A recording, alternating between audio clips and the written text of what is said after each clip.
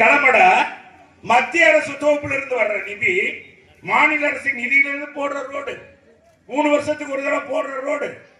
இவர் என்ன முயற்சி பண்ணி வாங்கி கொடுத்தாரா? திட்டங்கள் கொடுத்தாரா? மதுரையில 11 பாலம் அதிமுக கட்டி இருக்கிறது. ஒரு பாலமாவது நீங்க வந்து கட்டுனீங்களா? இப்ப கோரிப்பாளையத்தில் நடக்கிற பாலத்துக்கு நிதி ஒதுக்கின யாரு? அதிமுக எடப்பாடியார் ஆட்சி. நீங்க புரிஞ்சுக்கணும். நம்ம பூமி பூஜை போட முடியல. காரணம் அந்த ஜிடெக்ஸ் ஓனர் கோபாலகிருஷ்ணன் அவர் வழக்கு நிலுவையில் இருந்தது. அதனாலதான் அப்புறம் அவரை பேசி முடிவுக்கு வரும்போது ஆட்சி மாற்றம் வந்துருச்சு. அதை பூமி போடுறதுக்கு இன்னைக்கு நடக்கிறதுக்கு எடுக்கப்பட்ட 70 கோடி ரூபாய் அந்த பணமும் காலதாமதப்படுத்தி இவங்க தொடங்குறாங்க.